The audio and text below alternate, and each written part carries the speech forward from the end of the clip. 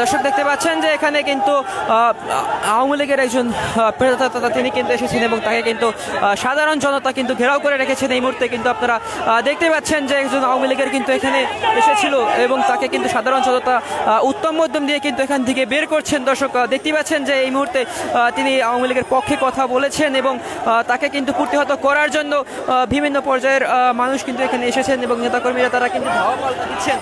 দর্শক দেখতে পাচ্ছেন এই মুহূর্তে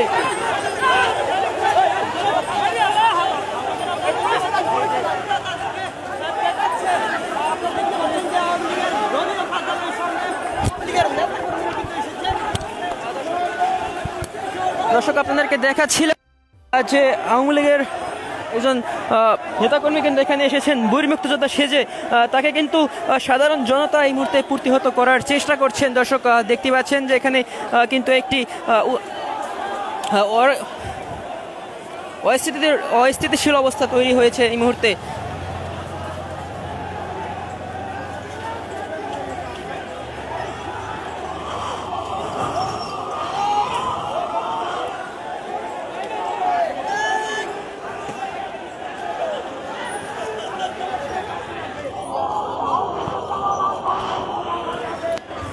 দর্শক আপনারা কিন্তু দেখতে পাচ্ছেন যে এখানে যে আওয়ামী লীগের যে দোসর সেই দোসরকে প্রতিহত করার জন্য সাধারণ জনতা কিন্তু এখানে উত্তম মধ্যম দিচ্ছেন। এই মুহূর্তে আপনাদেরকে কিন্তু সরাসরি দেখাচ্ছিলাম সেটি তিনি কিছুক্ষণ আগে কিন্তু আওয়ামী লীগের পক্ষে কথা বলেছেন এবং তাদের যে দোসরদের যে গুণগান সেটি কিন্তু গিয়েছেন এবং তার ফল থেকে কিন্তু সাধারণ জনতা তাকে ধরে ফেলেছে। দর্শক এই মুহূর্তে কিন্তু আপনারা দেখতেই পাচ্ছেন এখানে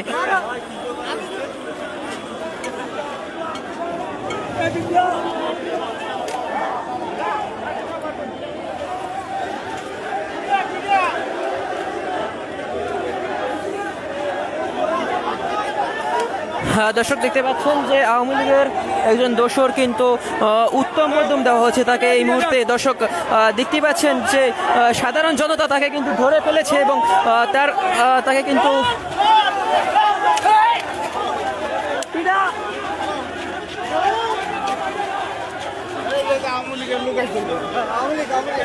দর্শক আপনাদেরকে সরাসরি দেখাচ্ছিলাম বাংলাদেশ আওয়ামী লীগের যে কেন্দ্রীয় কার্যালয় সেই কেন্দ্রীয় কার্যালয় থেকে বলছিলাম যে কিছুক্ষণ আগে একজন আওয়ামী লীগের দোসরকে ধরা হয়েছে এবং তাকে কিন্তু ছাত্র জনতা তারা কিন্তু এই মুহূর্তে ঘেরাও করে রেখেছে এবং তাকে কিন্তু আক্রমণ করার চেষ্টা করছে এই মুহূর্তে। দর্শক দেখতে পাচ্ছেন যে এখানে কিন্তু বিভিন্ন রাজনৈতিক দলের ব্যক্তিবর্গ তারা কিন্তু রয়েছেন এবং তারা কিন্তু এখানে অবস্থান করছেন সেই গতকাল থেকে। দর্শক আপনারা কিন্তু সরাসরি দেখতেই পাচ্ছেন যে এই মুহূর্তে কিন্তু একেবারে যে মার্কেট রয়েছে অর্থাৎ সিটি ভবন যে মার্কেট রয়েছে সেই মার্কেটের সামনে কিন্তু তাকে ঘিরে ফেলা হয়েছে।